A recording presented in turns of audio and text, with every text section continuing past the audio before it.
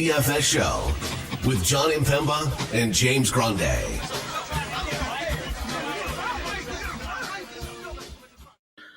What is going on, NBA Nation? John Impemba here with James Grande. Welcome into the Fantasy Alarm NBA DFS Game Day Playbook live show. We're looking at the 8-game main slate over on DraftKings. If you play over on FanDuel, you got 11 games there to break down as well. DraftKings cutting off the last 3 games of the night because nobody wants to play, Thunder Spurs. Like, why would you want that game on your DraftKings slate?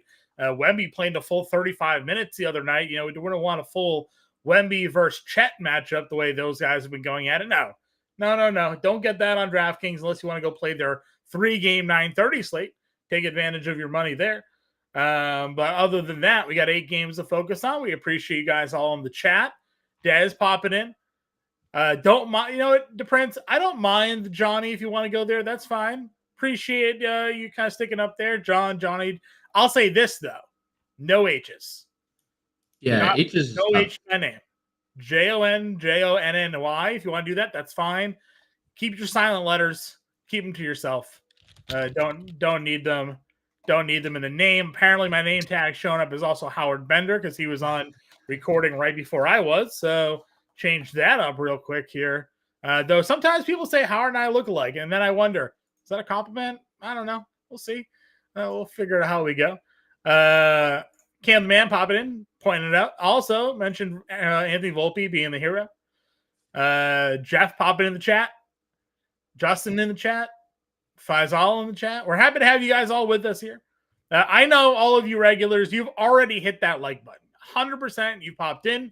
You've hit that like button for us. Albert in the chat again. Sup, sir?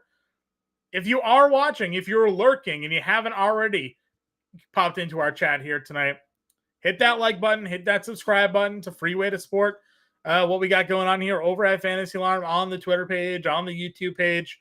You haven't yet already tried out Fantasy Alarm. You want to get access to Cody Cook's NBA DFS Playbook.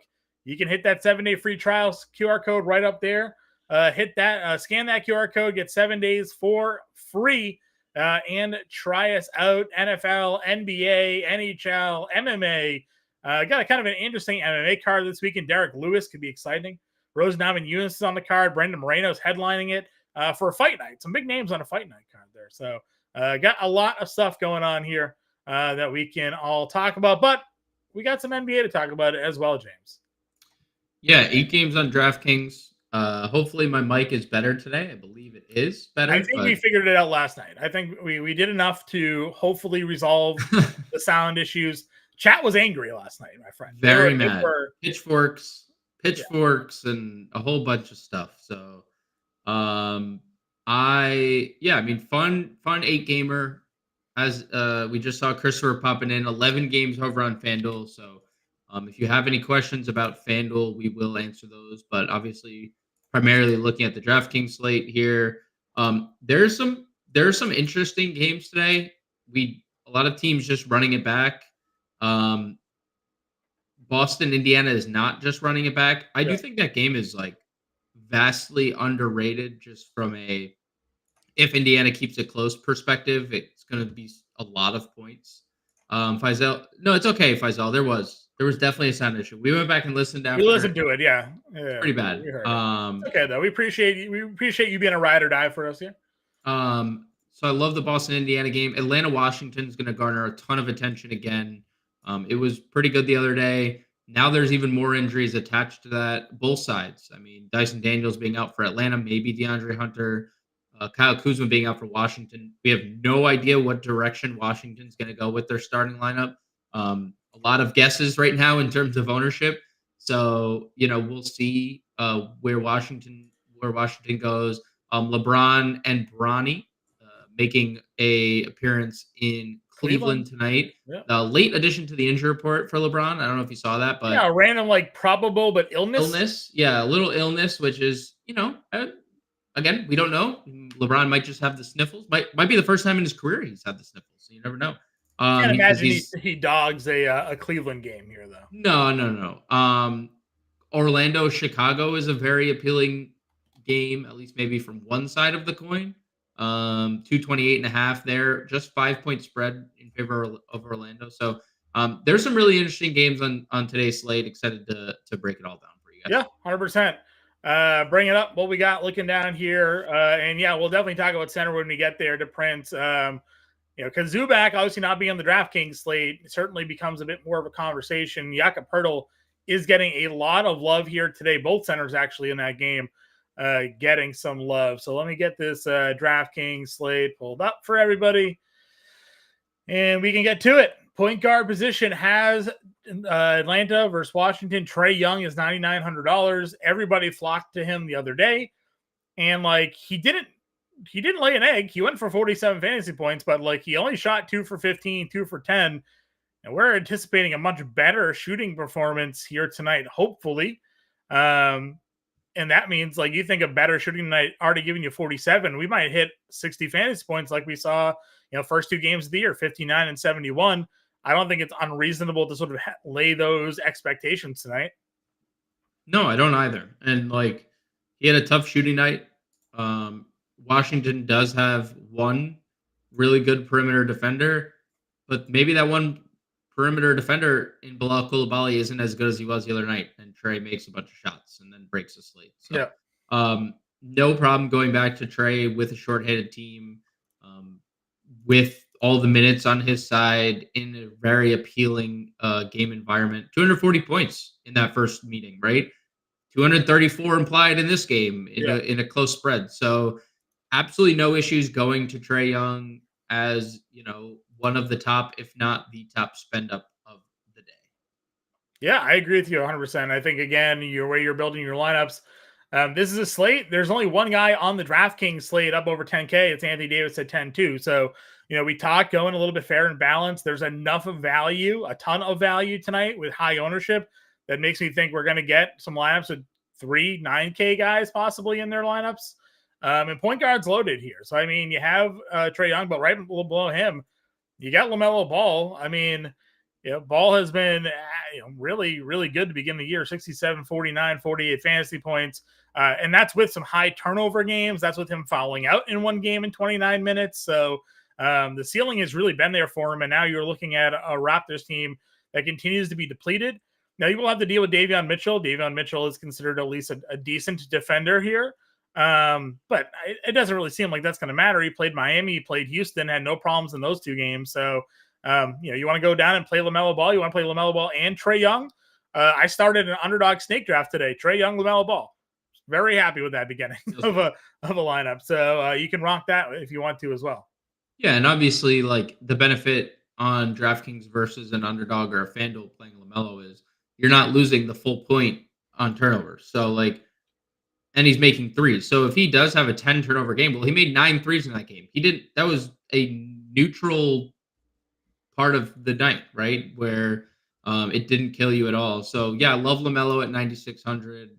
I think Tyrese Maxey's a really intriguing tournament pivot off the other 2 as well. Just knowing the minutes that Tyrese Maxey's going to get, knowing the shot attempts that Tyrese Maxey's going to get, and he's going to be the lowest owned of the 3. Actually, you know what? He's right around LaMelo Ball. He's definitely below Trae Young. So it's interesting to see how this top tier of point guard is broken down. Yeah, no, agreed, 100%. Do we think Trae Young is going to be more of a rebounder this year or more outlier games? I mean, 8 rebounds in 2 of the last 3. I mean, he may be more aggressive. He had 5 rebounds against Brooklyn. He had the 1 rebound game against the Thunder. Jalen Johnson's a good rebounder. Clint Capella, obviously a good rebounder. They didn't have a Gonku in that last game. Jalen Johnson's rebounding numbers have been pretty good. So, I don't know. I don't anticipate him being a 8 rebound a night guy, but rebounding in the NBA is really about effort. If you want the rebounds more, you can get them more often than not. Russell Westbrook isn't this elite positioning rebound guy. He is just the guy that wanted to get the rebound, so we got the rebound. So maybe Trae Young wants to get the rebounds, and he's getting them right now. 9.3 potential rebounds per game is where Trae Young sits. It's pretty good. Yep. If I compare that to last year, 9.3 last year for Trae Young, 5.7 per game. So that's 4 rebound opportunities per game more than it was last year. Maybe So, DeJounte Murray not being there is opening up some correct. additional rebounding opportunities for Trae Young this year. Yep. What's his So best career rebound per game this season? Is like 3.5, probably. Like per game, I don't know like the exact number, but and I was just wondering if he had his stat page pulled up here. no, Rebound. I was looking at 3.9, 3.7, 4.2 down in 2019, 2020. So, last year was 2.8 was actually the worst of his career. So maybe we do get a bump up and we're sitting around four rebounds a game this year. He's kind of hovered around that for his career for the most part. 3.6 rebounds per game for his career average. So I don't think we're going to see 8 rebounds a night, but if you sell it in 4 or 5 with a ceiling of 8, like that's pretty good to know. Doesn't hurt that Capella is not like is playing a career low in minutes since he's got there too. Yep. I agree with you. So you got that right there with Trae. We talked LaMelo, obviously. Maxey looking really good tonight, just from a pure minute standpoint. This guy does not leave the floor. 48 minutes in the overtime game, but 41 and 39 in the other two. Taking just all of the shots, a ton of threes. There's a lot to like about Tyrese Maxey here, and it's a good spot against Detroit. Yeah, I have nothing to add. I already did. So good there. Where else we going? Cade is really good in tournaments. Philly's been fine defensively. The pace is not great, but Cade's been awesome on the ball. Definitely fine with Brunson in tournaments, but tournaments only. I'm telling you, I have interest in Tyrese Halliburton at 8,300. I said I wasn't interested in Orlando. That's on me. Yeah. 1 rebound shy of a triple double. Not that it's a good spot, but just goes to show you when they're clicking offensively, they can put up a lot of points even against a good defensive team like Orlando. Yeah. It's got 115 points. And Halliburton, could be without Miles Turner, could shoulder that rebounding load once again, could be asked to score more if Turner's doesn't play. And the only way teams keep pace with Boston is if they make threes. We know Tyrese Halliburton can fill it up quickly from 3. So 8,300 for a guy that we were paying, near 10K all of last year. The right? price dropped $200 after he went for 50. So it kind of goes to show you what you got there. And again, we talk a lot. We play on underdog there. The Pacers are getting so disrespected in snake drafts. I got Halliburton with the second to last pick in one draft, Siakam with the last pick in another draft. If you guys play an underdog in the snake draft format over there's some really great value. People are just afraid to take the Pacers thinking they get blown out tonight, or Halliburton's early season struggles. But we just saw he go for 50. You got a guy going for 50 fantasy points with your 5th or 6th round pick in a snake draft. That's going to give you an edge on the field there. So Miles Turner ruled out as we're talking about the Pacers here. So interesting. Probably see Isaiah Jackson now move into the starting lineup. We know he can be both a fantasy point per minute beast and a foul per minute beast as well. So we'll see how long he stays in that game, but that's a big blow for the Pacers. From a competitive standpoint, as we're talking about, Indiana hanging tough with Boston. That's one of their big players right there. So it's going to be hard for me to get away from Isaiah Jackson because he's so good on a per minute basis. He played 22 minutes the other day and had 29 fantasy points. He played 15 minutes his first game. He had 20 fantasy points. He is a bottle rocket, regardless of foul trouble. He's 3,800. And again, if this game is going to stay competitive, he's going to, be super productive. So I can also see a scenario. They lost James Wiseman for the year. Enrique Freeman is probably their backup center. I would say they could also go the small ball Obi Toppin route, depending on what Boston decides to do.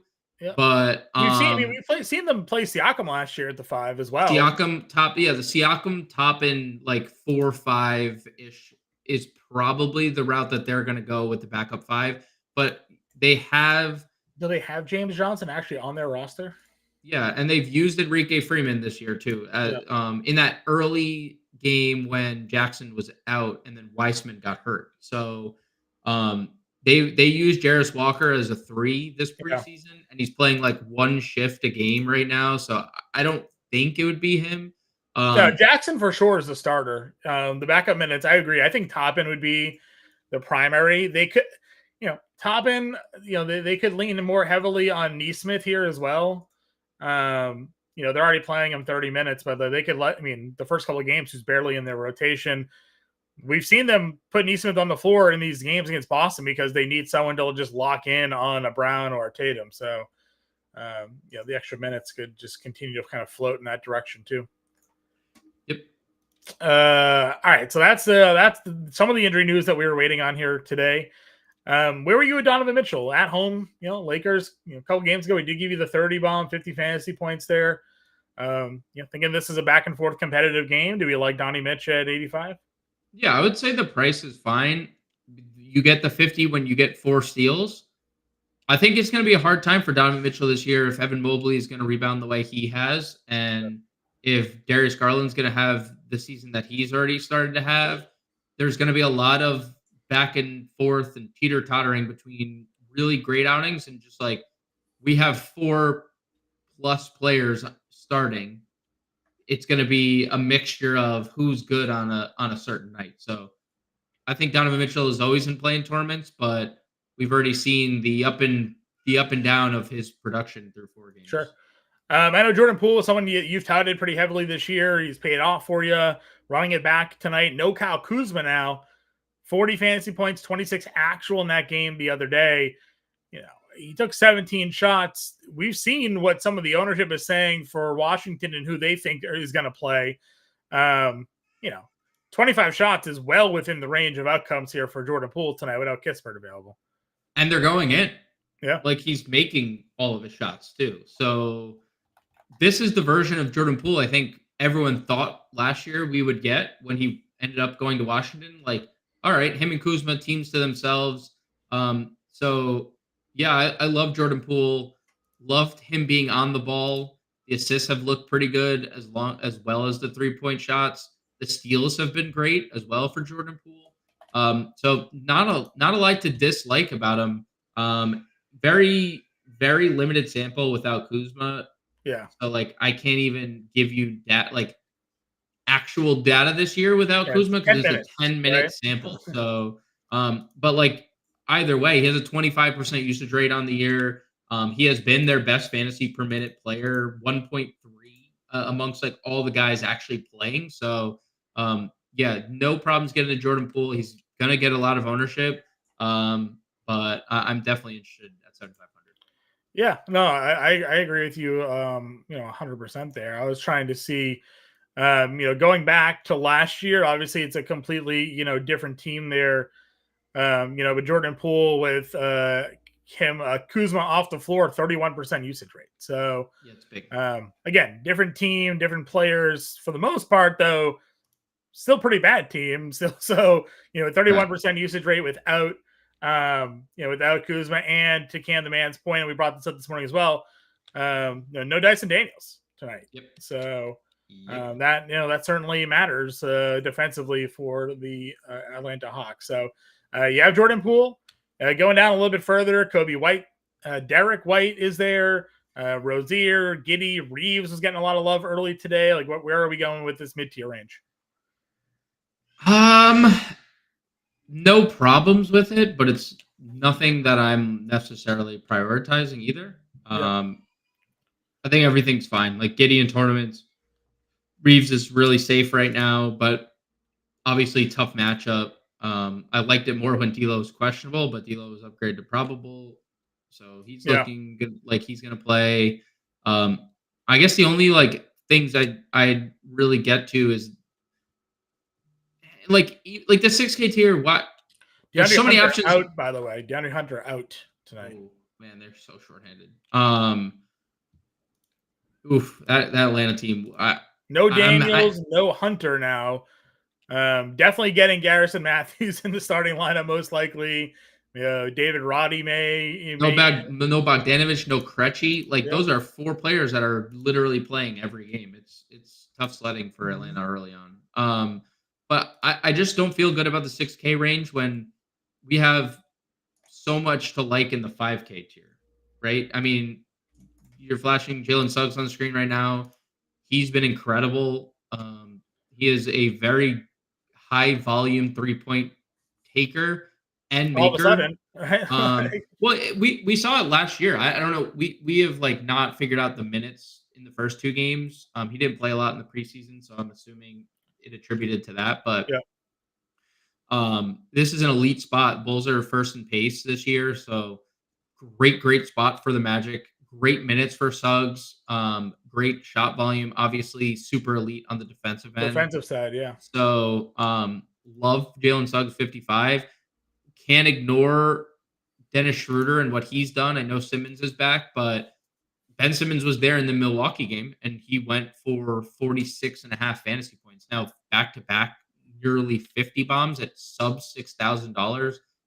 Dennis Schroeder is in a great spot. And we don't have confirmation on John Morant. If John Morant is not active, Yeah. we saw it doesn't matter if Scottie Pippen starts or not. It doesn't matter if he's $700 more than he was. If he goes out and gives you 40 again, well, okay. It doesn't even really matter if John Morant plays either, because he's giving Yeah, obviously the price tag was much cheaper then. Listen, I don't mind the Schroeder play, obviously. I guess my one worry would be that they're coming off an overtime game and then traveling on the road. But when I wrote up the playbook yesterday, I wrote up the thing on Schroeder was like offensive capabilities and usage rates was never a Dennis Schroeder problem. The last few years, it was a minutes problem for Dennis Schroeder. He was finding himself in these situations where he wasn't on the floor for 35 minutes a night, or he was on a team that was better, so they didn't ask him to go out there and be the offensive player. Well, yeah, he's playing next to Cam Thomas. That's their number one, but Schroeder is certainly proven capable of being that guy. The 3-point shooting, again, around the league, we talked about this a few times already. Like, some of these guys are not used to seeing shoot at this volume of three. It's the Celtics effect. The Warriors created it. The Celtics brought it to a whole new level now, and now you just see all these guys shooting threes, but now they're not even just shooting them, they're also making them. 5 of 11, 5 of 8, so it's impressive numbers for Dennis Schroeder here. Again, just my lone worry would be that an overtime game into a travel game into Memphis. If I had to pick for a price point here, again, I'd rather just play Suggs for cheaper. And if you build your lineups, you leave some availability. I was able to make some pivots the other day because Scottie Pippen ended up being 46% rostered once that Morant news came out. So, Memphis coming in on the late slate tonight. Yeah, Memphis is the late night hammer. If you build a lineup, maybe you build it with Pippen and then you can pivot to Suggs. Late if John Morant ends up playing, maybe the way to go just to kind of leave some money on the table for you there. What do you think about that? Yeah, I mean, I think that's a great strategy. We did get the Ja news pretty early the other day, and we talked about it on the previous show. It happened at 7:01. At 7:01. At 7:01. So everybody got locked into the Atlanta game. That's already. True. You had Suggs. I think it was the Orlando game, wasn't it? And it was Suggs locked into, which was perfectly fine because Jalen Suggs went for 50. Yeah, I mean, I like that strategy. I said it on the preview show. This is a front leg of a back-to-back for Memphis. They have the Bucks tomorrow, so that seems a little. If Ja is going to sit one of them, this seems more likely than the Milwaukee game. Sure. Where else are we looking for value again as we work our way down? There's Peyton Pritchard from the fine state of Oregon. Not Oregon. Oregon,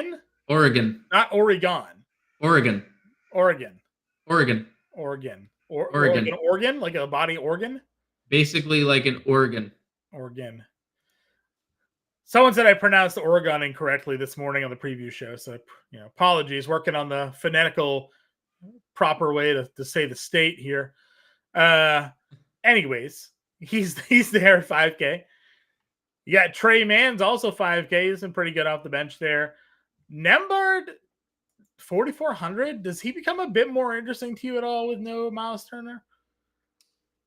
I mean, I have interest in Nembhard regardless because the price and the minutes have been really good for him. Shot volume that Turner generally has, especially from 3. Like maybe maybe there's some more perimeter asks of Nembhard here, or like, what's the benefit to you with Nembhard at 44? Because you're not the only one. I've kind of, I'm a taker of information. I watched some other shows today, and they also were all like, "Hey, Nembhard popping up in our projections at $4,400."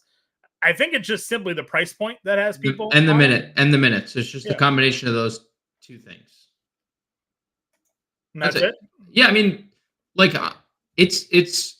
I said it to you about Halliburton, and I sincerely mean it. Like, Indiana is too cheap if they can stay competitive in this game, because Boston, even in bad shooting, they score a lot. Like, they just score a lot. And if Indiana keeps pace, it's only a 6-point spread. If Indiana keeps pace, it's just going to be a high scoring game. So just knowing that there's more points, they barely played TJ McConnell the other day. I wonder, like, that's always up in the air if TJ McConnell's going to play.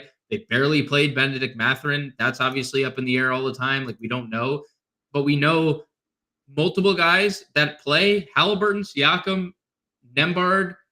Jackson's forced into action right now because they don't have two centers that they went into the year with. Yeah. And Neesmith, because they need him defensively. Like, being one of those 5 guys that has a chance to play 30 minutes in a very enticing environment where a lot of points could be scored. Yeah, sign me up for that. So he's not obviously great on a per minute basis this year. When you look, it's 0.7 fantasy points per minute. That's not ideal. But if he's 4,400 and you want to bump that up because you think, like, to 0.8, right? If he's an 0.8 fantasy point per minute guy without Miles Turner, if he still gets 32, 33 minutes, well, that's super productive. You're going to get 5. Yeah, you're going to get 5x or better. So I think Nembhard being multi-position eligible, having a solid price and solid minutes makes a lot of sense. Sure. Was there any other value point guards? None of the Atlanta guys were down here, right? So no. I mean, you mentioned Pritchard from Oregon. Yep. Davion Mitchell, not from Oregon, or at least I don't know if Davion Mitchell. Do we know that Oregon. For sure? No, we don't. He might be from Oregon. Trey Mann, 5K, like, all those guys are kind of like in the same bucket. Georgia. He's from Georgia. Okay, he's from Georgia. Someone's gonna be like, "You didn't say Joe or Georgia." Yeah, Georgia. Bub Carrington would probably be the other guy. $4,100. He was in the starting lineup the first 2 games. He wasn't in the starting lineup the third game. I'm absolutely positive that Washington's starting lineup is fluid. Just point blank. There's no other than, like, Jordan Poole and Bilal Coulibaly and that. I think that, and Sarr. Kuzma when he's healthy. But yeah, Sarr, because Kuzma's not. But, like, I think all year we're just going to see, until they figure out what they want to do with their 5th starter, we're going to see guys in and out. Keyshawn George and Bub Carrington and Corey Kispert are 3 players that are getting a ton of ownership tonight and a ton of attention because nobody knows what to do. Nobody knows who Washington's going to start on like a day-to-day basis. So I think it's worth mentioning Carrington might be that 5th starter. He might be the 4th starter, and they take Valanciunas out and they put someone else in. So we just don't know. But if Carrington's in the starting lineup, I would take consideration. He's been a little better, that last game coming off the bench. Would you rather Carrington in the starting lineup or McBride off the bench? Probably Carrington, because the matchup is just so much superior. Okay. Shooting guard we go, where we definitely have some value to talk about here. But up at the top, we talked Donovan Mitchell already. Jaylen Brown's at 84. Desmond Bane, who obviously had a good night the other night with no Ja Morant, 79. Cam Thomas, slow start, needed overtime. Great. JJ Redick, Lakers might make some tweaks to their rotation on Wednesday. What does that mean? Who's getting chopped? That means Bronny's playing in Cleveland. Bronny's starting the tip at home. No. But he'll do the same thing where he So plays, Gabe Vincent gets minutes reduction and Bronny James plays or something like that. Yeah, I mean, we saw last game. Max Christie played the most minutes off the bench. maybe they play more Christie and they go like more LeBron at the 4 over Sure. Rui, or they play less D'Angelo because he hasn't been great. Like Well, we had the Rui question here. We can just hit it because we mentioned it. Would you rather do Aldama or Rui Hachimura tonight for Dave? if Ja Morant is out, I have a hard time not clicking Aldama's name because he's been so good. And they are electing to start Aldama and just move Smart over to point guard. Okay. I think if Ja is in, I think that's going to cap Aldama's minutes if he's not starting. So I'll say if Ja is out, Aldama. I know it's we're not going to know because one game's at 7, one game's at 8:30, but that's just my personal opinion. I don't know if Ja's going to play or not. That Sure. he has a sore thigh. I mean, I don't know how bad it has to be for him not to play, but it's a front leg of a back-to-back with an injury that he's already sat out a game. Can also just be an excuse to rest him, right? No, he's got a thigh bruise, out. So there you go, Dave. 6 games in 9 days, right? That's been the Taylor Jenkins. Exactly. So you go there, Dave, rocking the demolition profile photo as well. 80s wrestling tag team there. So shout out to that. Anthony, you know what? I don't know. DraftKings did it last year. They cut. Sorry, that's the wrong one. DraftKings cut out the late games last year as well. It is certainly frustrating, as is, I'm sure you are with Embiid, because I actually have Joel Embiid on a couple of fantasy teams. James and I auto drafted Paul George accidentally on an underdog team. Hopefully he starts to play for us soon. All right, so where are we going at shooting guard here? Zach LaVine and up. Brown in tournaments for sure, solid play. Desmond Bane, if Ja's out, is a great play. He'll play around 30, 31, 32 minutes. We talked about Poole, he's great. Cam Thomas only in tournaments. We saw, when peripheral stats are down and Cam Thomas doesn't give you mid-30s actual points, like what the production is. Love LaVine in tournaments. He has been amazing on and off the ball for Chicago. Yeah. So mostly a tier that I have interest in. Yeah. A lot of good plays here. And again, dual positional eligibility. You can play Poole at shooting guard and play Trae Young at point guard, and you're good to go there as well. Mid-tier guys we kind of discussed. There's Reeves now, but as you mentioned, you liked that a little bit better when there was no possibility of Russell. I guess we go down into the 5K and under range. Like, is there like Baji's down here? Way down here is Garrison Matthews, right? Yep, $3,300. Zaire Williams, $32. What's our punt shooting guard situation looking like? So we'll start. I like those guys. We'll start just at 52. I love Koulibaly. Shorthanded. The shot attempts have been great over the last 2 games. And obviously he's very good defensively. If Trae Young's going to turn the ball over 10 times, I mean, there's a chance for Koulibaly to have a bunch of those steals. Grady Dick is going to take a bunch of shots and play a bunch of minutes. Isn't very good peripherally. So, we have to get made shots for Grady Dick to pay off, but they're very, very shorthanded. Just straight to the point. They're very, very shorthanded. Marcus Smart is a little bit intriguing. If Ja's out, I don't think the minutes are going to be extended, but just goes to show you what Marcus Smart can be. 0 for 11 from the floor, 0 for 8 from 3. He's now 5,100, and he had 24 fantasy points the other night. This is a great spot against Brooklyn. So Smart in tournaments if there's no Ja. We talked Davion, we talked Pritchard. I love Corey Kispert, 4,900. He's live to be one of the starters, even if he's not. He played 34 minutes off the bench against them. Yeah. I mean, he is a lightning rod type player off the bench that shoots a lot. They paid him a lot of money. So I like Kispert under 5K. Shooting guard, small forward eligibility is king. Agbaji is definitely fine at 4,600. He should re-enter the starting lineup without Scotty Barnes. We talked Nembhard. Tim Hardaway has been playing a lot of minutes for Detroit. I don't think we need to go there. Did score 20 actual last game, nothing else, but it is worth mentioning that Tim Hardaway is playing 30+ minutes and did score 20 actual points last game.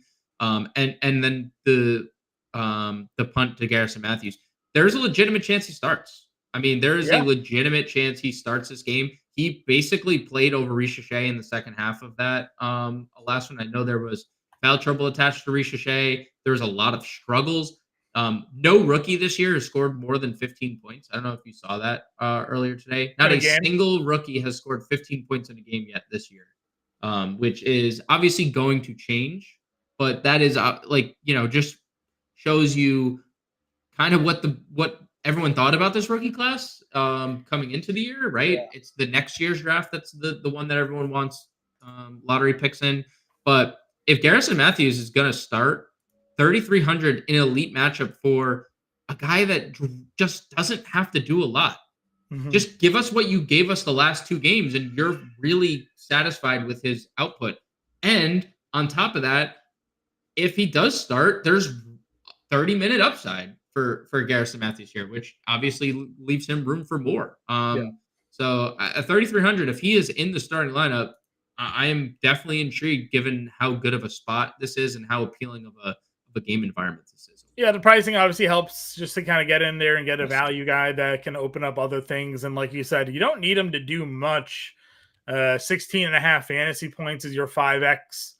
At that spot, you want 6x there. You're looking at like 19, 20 fantasy points. So, good chance for him to exceed that. Like you said, he just has to do what he's been doing. Kind of difficult to go look at like his career numbers as starting, because generally when he's starting, he's also playing. Last year he started 5 games, didn't play more than 20, only played more than 20 minutes in one of those games. He played 30. So like he doesn't have like a great, data behind the starting, but they're missing so many guys here. It's a whole new team. So anybody else for you? Any of these Charlotte guys would you consider playing? Seth Curry, Cody Martin, anything like that? No, not. I think Josh Green's minutes are only going to go up, and everyone else's minutes are going to go down. Okay. Small forward we go. Jason Tatum, $9,800. LeBron James returning back to Cleveland again at $9K. Jimmy Butler, $7,800. Franz Wagner, $72,000. Rounds out the list of $7K and above we haven't yet touched upon. I am definitely interested in Tatum. I think he has a nice bounce back here. You can always play LeBron. We saw the Sacramento game where he just, went just berserko mode, and it just makes you realize how much of an alien this human being, or we think human being, is. Yeah. So in the other 3 games, he's deferred to Anthony Davis, and it's been Anthony Davis' team, right? So there's definitely a ceiling. A little bit of an illness is a little bit of a concern. We saw what happened with Franz Wagner when he had an illness. I'm not saying same situation, but what can happen with an illness attached to somebody's name? Sure. We talked Brown, we talked Bane, both fine. And, Jimmy is in a tough spot, but Jimmy Butler has been a different player starting from the preseason. I don't know how many times I have to say it, but he's just looked different. They spoke about him differently in the preseason than they have in the past. Like, hey, buddy, it's time to like play 65 plus games and like show you're, still that guy that you think you are. And I think he's out to prove the management, something that he is still that guy. And there were no like pre-season like the new like dreads or new like goth look, right? He just went into picture day this year like normal. I don't even know if he showed up for picture day this year. There was no like antics. It's all business for Jimmy. So if we're gonna get all business Jimmy going up against Tibbs here, he loves a good something to get him his juices flowing. Yeah, Tibbs kind of ran him into the ground at the end. So he gets to go up against his favorite teammate, Karl-Anthony Towns. Karl-Anthony Towns. Yeah. I think there's some juices flowing for Jimmy in the spot. Not my like. It's a MPE play or MME play if you're playing a lot of lineups. You're getting Jimmy in there, but he's definitely in play. And then we got Franz Wagner, who we were all, again, he was the cover of the live show until he got ruled out, or not ruled out, ruled in and then limited because he only played 11 minutes with the illness. This is a guy, again, we've been waiting for the breakout, season. He started off super hot. The price tag still hasn't caught up to what he did over the first 3 games of the season here. Paolo just did what he did to kind of show like he's the alpha of that team, but like, all right, Jaylen Brown's really good too to Jason Tatum. Franz Wagner could very well be that guy to Paolo Banchero, and you're getting him at $7,200. So if assuming he's over whatever illness, because he's not even listed on the injury report, I like this spot. Chicago defensively, Patrick Williams is going to be on Banchero here. I mean, Franz should have a pretty decent matchup, whether it's Levine or whoever they decide to kind of throw out there at him. So I'm definitely in on some Wagner at 72. Very much interested in Wagner. I think he is. I mean, per dollar, he's probably better than Paolo.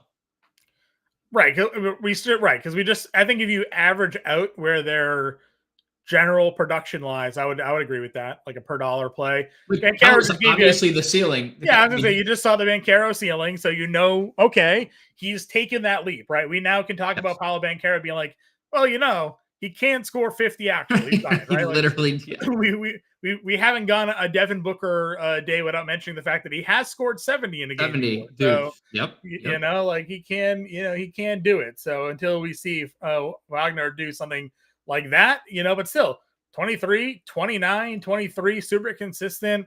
He goes on these runs like this last year, and then there were times where he just sort of let it falls off. But another year in the league, maybe in a right matchup here, maybe we'd see it come through. I definitely like the price point. Ownership, though, is on RJ Barrett tonight for, again, obvious reasons. He came back. He played 29 minutes right away, took 21 shots, only 9 of 21, not great. But again, they have even less. Scotty Barnes played most of that game. No Scotty Barnes. So it's the RJ Barrett led team. And, he ain't I don't think he's going to take less than 20 shots here. So. And there was foul trouble. So, he was getting into the 30+ minute range before foul trouble. So I think it's a lock and load. I'm not really overthinking the RJ Barrett thing. Yeah, I agree. If you can fit him in lineups tonight, again, you and I talk a lot. Like we play single entry. So there are times where, we sit there and we build our lineup. And we also have some FOMO of guys we didn't get a chance to play. And we talk about that a lot. Yep. We just feel like our odds are better in single entry of being successful from a night to night standpoint. 3 max limit entries are also pretty fun to play. I will say FanDuel does offer more of those limit entry contests than DraftKings does. So could be a good spot if you guys are looking to, not have to compete against 150 lineups, but go play on FanDuel where you can build 5 or 3 max in a bit more different contest variety and get your exposure to some of these plays here. Because I like Barrett. I like Oubre at $6,400 as well. Just knowing the minutes are just going to continue to be there, for him. Hachimura is in a tough spot today. Probably don't go back to that, but you mentioned Koulibaly, Bali, Grady Dick. Caleb Martin's been really good at just $5,100 in the minutes that he's getting. I think that there's just some great options for us in this range. Yeah, and then what's opened up with DeAndre Hunter being out with Riche at 44. Again, he wasn't good last game, but he was really good the game before. He's $4,400. They're going to need him to play big minutes. I would go back to the well with Riche at 44. And David Roddy is 3,500. David Roddy has been elite from a per minute basis in 2 games. Just been great. Why wouldn't we expect him to play any less, right? Or any less than he's played? Because you look at their guard depth. Not that David Roddy's going to play guard. I was going to say, I would say the only thing hurting David Roddy is the fact that Okonkwo is expected to come back in this game. Yeah. I mean, but they have Keaton Wallace, who was recalled from the G League, available. That's like their third guard. And that's it. This is Cason Wallace's brother. Okay. That's it. That's their third guard. That's all they have. The rest, so either Trey's playing 40 plus and Garrison Matthews is playing 40 plus, or someone's going to be a little uncomfortable playing out of position. Sure. So they're going to have to get comfortable pretty fast. I think Riche is obviously when they go in a big lineup, and David Roddy, I think, is going to be extended. So I'm interested in both those players, more so Riche. Just we've seen him start already. I expect him to start again. Don't love the eligibility just being 4,400, or just being small forward. But obviously the price is really appealing. And then Keyshawn George at $3,400. Yeah, that's very live to start. Conversation to have, because there's 2 guys. I think Battle is probably a power forward, right? No, Battle's small forward, power forward. Small forward, power forward. I just missed his name then here somewhere. 34. He's right next to George. Okay, Well, that's probably I wasn't missing. It was too much in my face. Both of these guys are getting ownership love tonight. Yes. Jamison Battle, you look, people are going to him tonight, thinking that maybe he gets obviously a bump with no, Scotty Barnes. We'll talk about Chris Boucher, someone that you and I just continually like to throw into lineups and hope to get the Chris Boucher game. But George and Battle, super low floors. We've seen it, right? But we also know what they're capable of just from a pure minutes spot here. So yeah, some value there. Jalen Wilson played 21 minutes. Okay. Happy for him. No Clarkson. Just could have played terrible defense, and we would never know. We'll We never don't know. We don't know what the mind of Jordy Fernandez is. All right. Anybody else? Power forward we go. Power forward we go. Or should we call it Paolo forward? Paolo forward. Banchero 50, 13, and 9. Kind of had a slow second half. Yeah, well, you messaged me and you said, dude, Paolo ... 37, 7, and 6. I was like, had a slow. He took the third quarter off and then obviously turned it back on in the fourth. Okay, cool. Heard. Good to know you can do it. Great. Like it when we talk ceilings now, we've seen a 60 and we've 58 and an 86 on DraftKings. 86. Great. Good ceiling. It's good to know you can reach down and get there. This guy was the number one pick a couple of years ago. We've seen him go through really dominant looking stretches. And the thing that we talked about on the show this morning, it's the free throw attempts, man. If you're going to attack, he's not even hitting them at a great clip, right? He's averaged like a 55% free throw shooter here over the last 3 games. But just getting to the line that many times just helps you with your scoring and the ability to rack up points. I go back, think about Ben Mathurin during his rookie season. We love Ben Mathurin during his rookie season. This guy's taking 8, 9, 10 free throws a game. We're like, he doesn't have to shoot jump shots. He can just get to the line. If Paolo's not going to be an aggressive jump shooter, but he's going to start taking 10, 12, 15 free throws a game, that's going to be huge for the bottom line. Then you add in 2 games at 9 assists. If you remember last year, we ran like 2 weeks straight of betting the over assists on Banchero. And then you have 2 double-digit rebound games at a floor of 6 so far. He had every talent in the world to be a complete player. I'm a big fan of Banchero tonight against Chicago. Totally agree. Totally agree. Nothing really to add there. Yeah, didn't mean to go on the 10-minute rant there, but had to just kind of get that out. John, you work with me. Oh, that's all I do. That's fair. Well, I'll let you then take Jalen Johnson. No, I'll let my daughter do it. Let's just. I don't hear Ray if she's out there. It's great. She loves Jalen. Apparently, she loves Jalen Johnson. Okay, well, I'll let you voice her opinions of Jalen Johnson here. Dude, I mean, look, we said it, right? He was playing big minutes. The peripheral stats were great. The minutes, like the shot attempts were great. He just hadn't popped, but it was bound to happen, and they're shorthanded. So we're going to see 40 minutes out of Jalen Johnson again. It's a very good tempo spot with a big total, and he can do everything. He can space the floor. He runs the break better than anyone. He's an elite passer for a big man, and he's a great rebounder, and he can jump over everybody in the gym. So absolutely no problem with Jalen Johnson. I said it the other day. I'm perfectly fine if you want to play Jalen Johnson over Trae Young.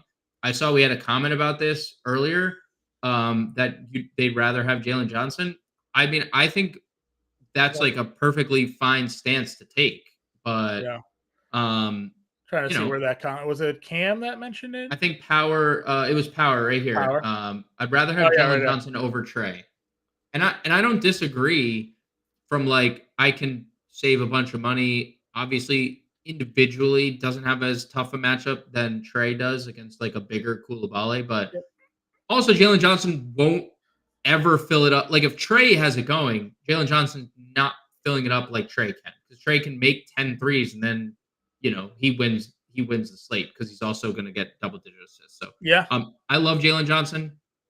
I would say I probably do have him ranked ahead of Trae, but I don't think it's like as definitive as and his point is really just more positional depth than anything else. Agreed.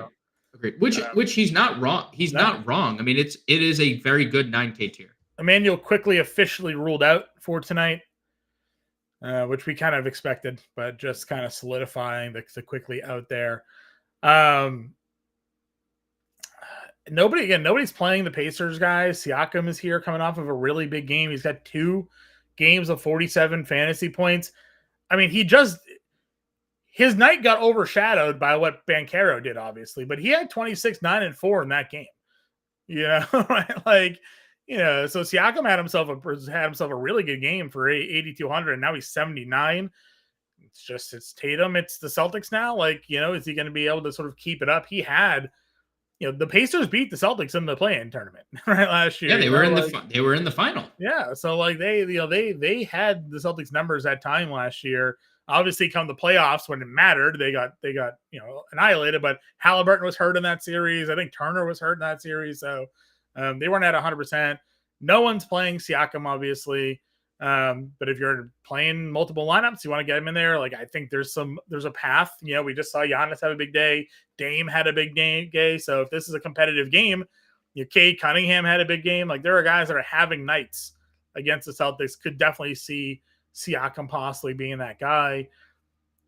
Triple J, don't know the minutes, so hard to trust. Mobley, gonna get LeBron or Davis at times. Like, that just feels like a tough draw for him. I would like to know the Josh Hart news. Yep, it'd be useful. Right? Because obviously if Hart plays, he's playable. And if he doesn't, McBride, right, a very good value. So $6,100 for him.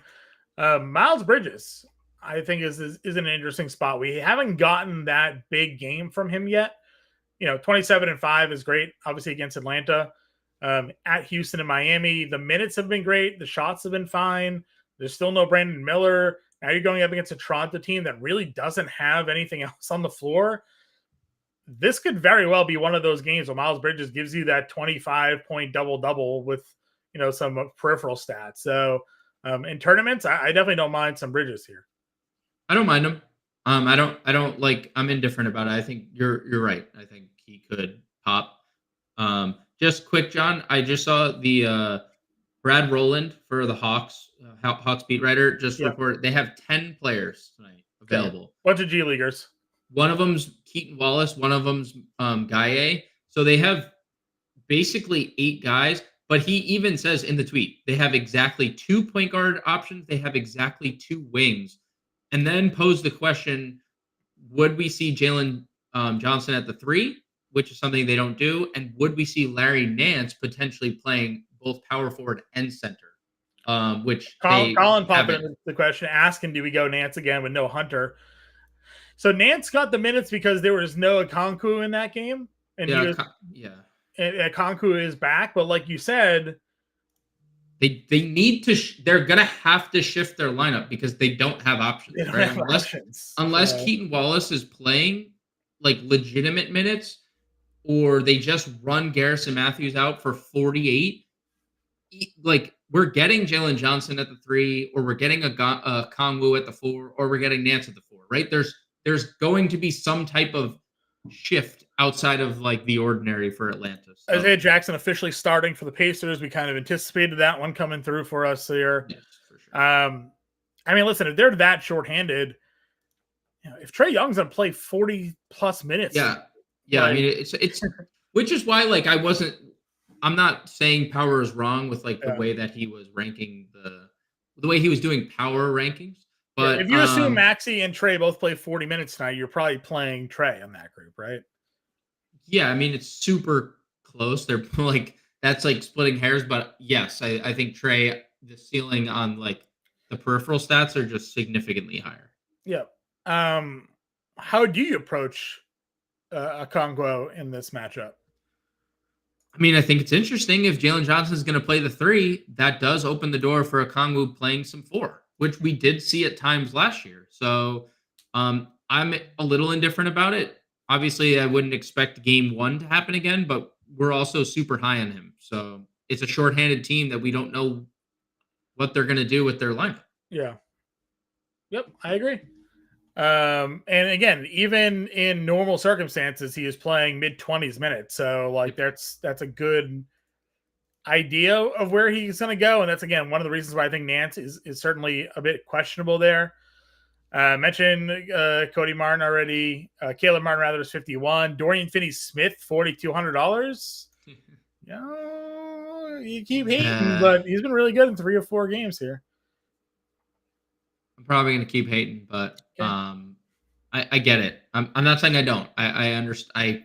I understand it. Okay. There is Obi Toppin if you're willing to take some chances there. Yep. LeBron officially in. D'Angelo Russell officially in, as we expected. Let's see, 38. So Clowney is getting a ton of ownership today. He goose egged us all the other day. The other day, as in last night. Started and played 16 minutes. Yep. Got like first subbed and then basically didn't really come back in that game. But there is no Claxton. Right. Now they were starting Ben Simmons at the 5 at the beginning of the season. So assuming they just do that again, Clowney goes best.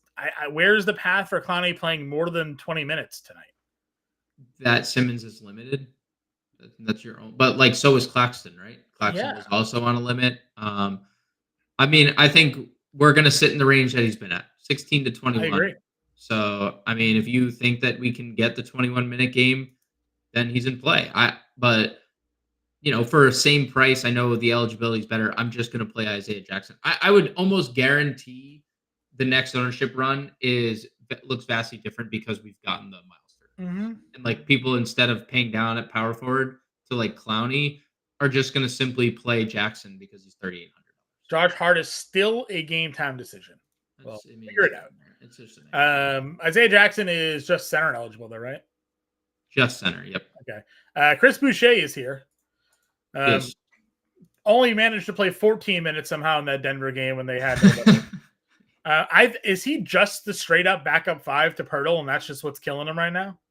Yeah, I mean they're playing Mogbo, they're playing Battle, they're playing all these guys like all these minutes, and that's just kind of what it is. So I played him against Philly. He went 0 for 5, but saved my night with 6 blocks. That is absolutely in the range of outcomes for Chris. It is. So tough to play, but they're down so many guys, like key guys too. Like they need a spark from somewhere. Like if Agbaji's not scoring or Pirtle's in foul trouble, then obviously Boucher is. Charlotte's such a bad front court. Like Boucher could get in against the backups, Grant Williams tonight or something like that, and just have himself a day. So in tournaments, again, know the floor is single-digit fantasy points here. But we've also gotten 40 fantasy points in 20 minutes from Chris Boucher before as well. So definitely something that could be there. Rolly, don't put that evil on us here, man. Let's start there. Let's start there at center. Right? Isaiah Jackson is $3,800. I'm going to go run an ownership update and see where we're at with he has one this year, and I'm gonna change it to last year too. 58% Isaiah Jackson. Yeah, I mean that's not a surprise. And he is he's sub 4K starting center in, obviously not like, I'm not saying this is the best spot because it's Boston, but it doesn't have to be because he's such a good fantasy point per minute player. 1.2 fantasy points per minute this year. Since last year, John, so the start of 2023, Isaiah Jackson without Miles Turner, 1.17 fantasy points per minute. I mean, that's incredibly elite. So I think Jackson is safely a mid-20s minutes guy. If there's no foul trouble, 24 minutes is probably like a safe projection, and you can see there's a ceiling to that. Maybe like 25, 26, 27. But in 24 minutes, if you put Isaiah Jackson anywhere near 1.2 fantasy points, he's in every winning lineup because he's also going to be 80% in single entry.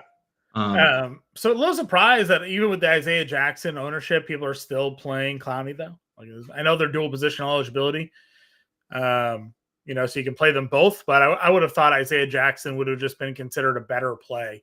It is surprising than Clowney there. So. All right, so that's your value center. Goga out, John Isaac active tonight, so we have that back for Orlando. I don't know what that means for their court rotation. He wasn't playing a lot of minutes, anyways. So, AD is your top guy. AD's had some tough matchups. This is maybe his tougher matchup, right? With Allen and Mobley, he's been unbelievable though. Are we at all concerned about Anthony Davis in this matchup against Cleveland? 36-16 against the Defensive Player of the Year. 4-time Defensive Player of the Year. Going to be in the Hall of Fame because he's 4-time Defensive Player of the Year. He's just different this year. And I think the offense is setting him up to be that way. If you want to get to a low on Anthony Davis, he could break a slate. We talk about this all the time. You can just play stars in bad matchups. It doesn't work sometimes because it is a bad matchup, but stars are going to be stars sometimes. So if you want to play AD at low ownership, he could win you a tournament. Yeah, and I'll upload ownership updates of Fantasy Time after the show, obviously with all these injury news that's coming out here. But like to that point, looking at Anthony Davis, he is under 10% tonight because everybody else is like floating over to the point guard and they're playing value centers. And if Anthony Davis goes for 70 tonight at 10% in your single entry, you're gonna make some money. So, just know that's certainly on the table here. Where are we going next, though? I mean, centers in some tough spots. Vucevic's been good. Orlando generally a tougher defensive team just in general. Mobley, Bam. Towns is not a great defensive center. Bam's kind of had a down season to start. He had a big game last game. Big game last game.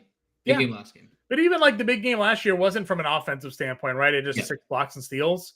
Good to see the double doubles in back-to-back games, but like he's not a 12-point per game scorer. Like he's more 17. So you get him 17-11 with 6 blocks and steals. Now we're cooking here. That's like 50 plus fantasy points. So I don't mind him at 77 either.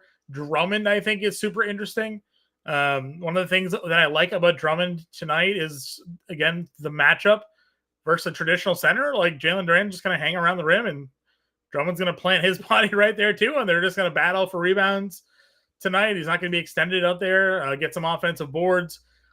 Durant also not like a guy that they necessarily feed the ball to. So like, I don't know if he'll still pick up 5 fouls. I think that's just what's going to happen. But like, I don't think he's going to be, getting too much pressure on the defensive end there. So I do like Drummond at 7K as well. Yeah.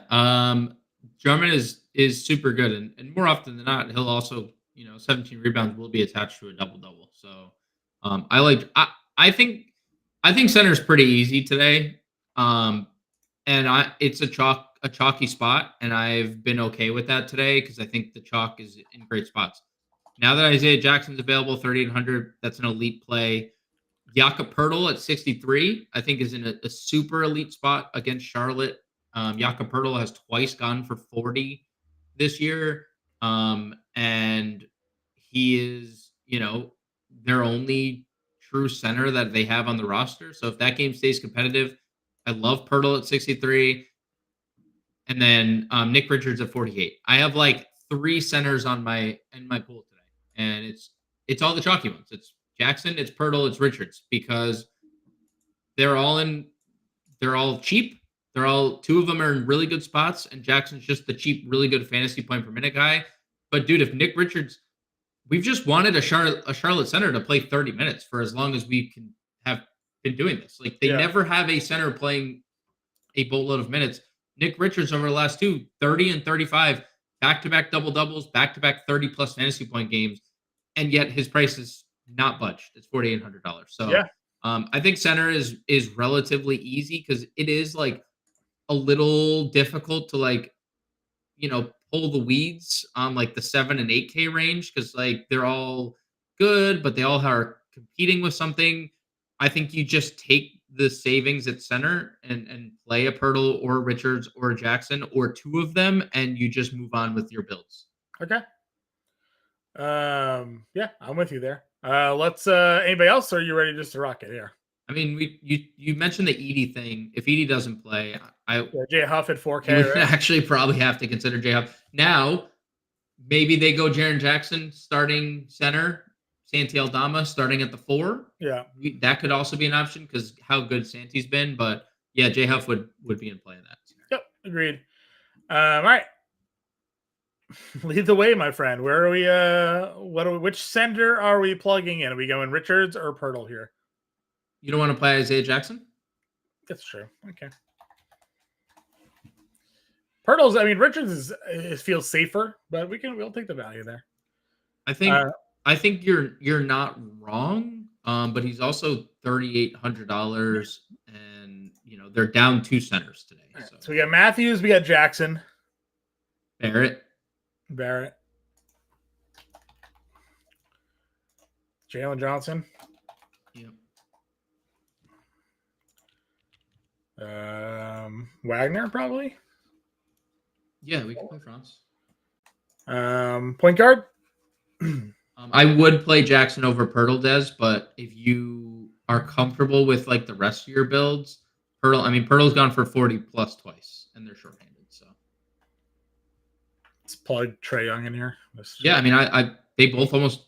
Johnson went for 50, Trae went for almost 50. So it's not like they both can't coexist. Yep, I agree. What's our other value play down here? Is it? Let's see. There's Agbaji. Do we want to do any more Toronto, or are we good with just the Barrett here? We could util Nick Richards. You could play both. Yeah. And then that gives us a $6,500 guard, which is not a great spot. It's Pippen. It's Pippen if Morant is out, and then it's like Suggs. And then it's Suggs, but then we just have so much money on the table. If we did $700-800 forward, you go Butler here. Go Butler and Pippen, and then pivot down to Suggs. Yeah, we low owned. I don't hate Jimmy. Yeah. All right. Example lineup: Young, Matthews, Barrett, Johnson, Jackson, Pippen. Pivoting off of Pippen to Suggs if we find out John Morant is in. Jimmy Butler, Nick Richards. No money left over for everybody here. Again, Cody Cook's on your playbook. Get in our Discord. We got the 7-day free trial going on. Check that out. If you sign up, fantasystorm.com/win, your first month after the 7-day free trial is less than $20. So come check us out here. Get access to all of our premium content, not just the NBA DFS show content here, but also NHL, NFL, DFS playbook, MMA, all the good stuff here for free for 7 days. And then you get that first month for less than $20. We appreciate you all tuning in. Again, note tomorrow we're going to be starting the show at 4 p.m. Eastern time. Halloween, got some trick-or-treating to do with the kids. So we'll be doing an early show here for tomorrow's 4-game slate. We'll still have the preview show out for you guys in the morning as well. But just take note, tomorrow's 4 p.m. Eastern start time. And then Friday, we'll be back to normal at 5 p.m. to break it all down for you. Good luck tonight, everybody, with your lineups. Get us in Twitter. Get us in the Discord. We'll